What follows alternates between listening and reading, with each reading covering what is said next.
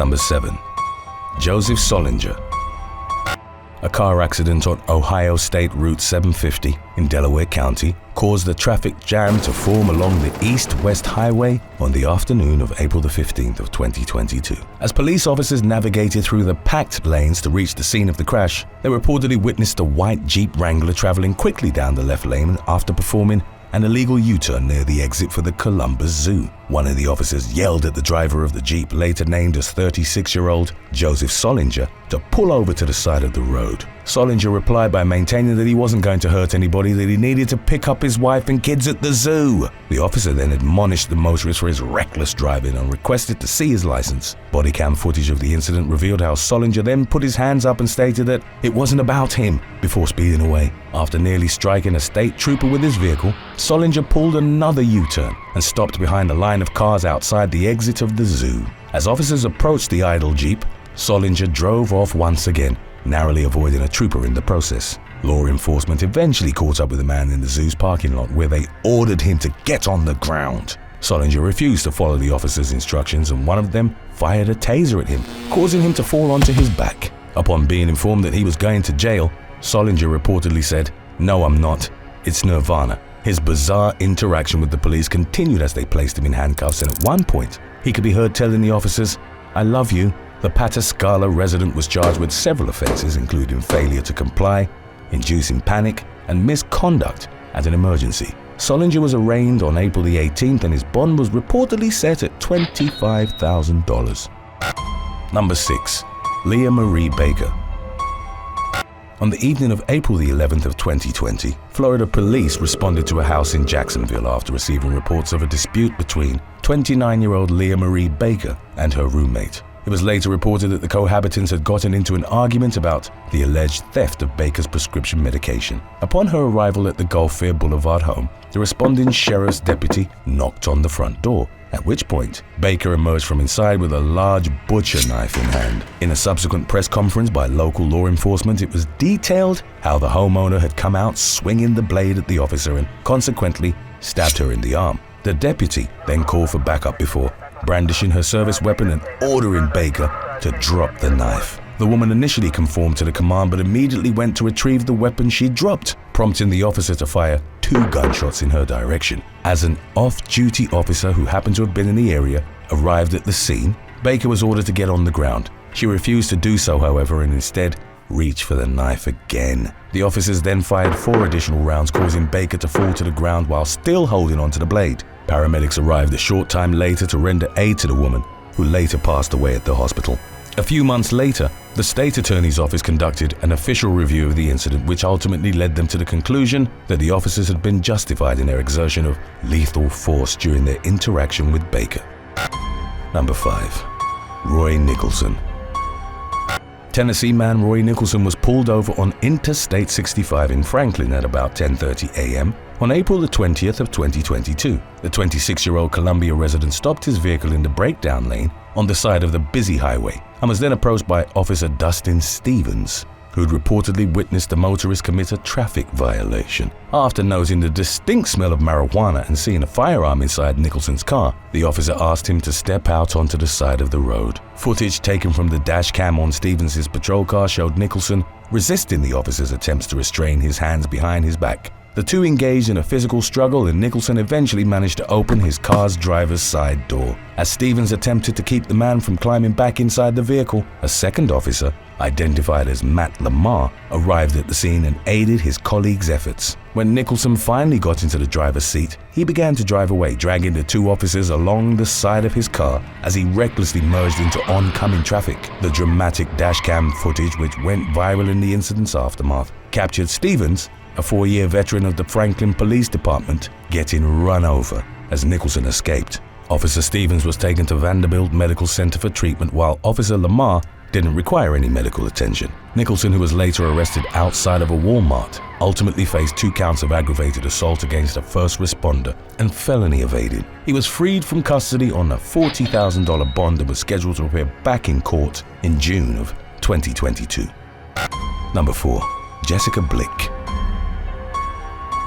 Florida woman Jessica Blick called 911 to request an ambulance on the night of December 10th of 2018. A short time later, 2 police officers responded to her location at the dollar store in Cape Coral. The 37-year-old was reported to have still been on the phone when they arrived, and as they approached her, they told her to drop the large piece of concrete that she was holding. Blick ignored the officer's command and refused to answer them when they inquired as to why she'd contacted the authorities in the first place. The woman eventually started walking away from the officers as they continued requesting that she put down the rock. As was captured on body cam footage, Blick became enraged when she noticed one of the officers approaching her from behind. She threw the rock in his direction while shouting obscenities at him, before shifting her ire towards the other officer and striking him in the shoulder with yet another slab of concrete. In an attempt to subdue the uncooperative woman, the officers deployed their tasers twice, missing her both times. When they eventually managed to get Blick on the ground and place her in handcuffs, she rolled onto her back and kicked one of them in the groin region.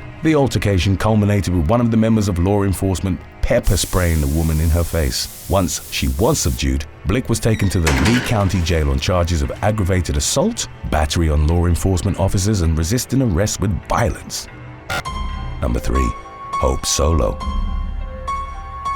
Widely regarded as one of the greatest female goalkeepers of all time, Hope Solo played for the United States women's national soccer team from 2000 to 2016. The Washington State native helped lead the USA to a win during the 2015 FIFA Women's World Cup and also earned gold medals at both the 2008 and 2012 Summer Olympics. While her illustrious athletic career made her an internationally recognized public figure, Solo also gained notoriety for her multiple run-ins with the law.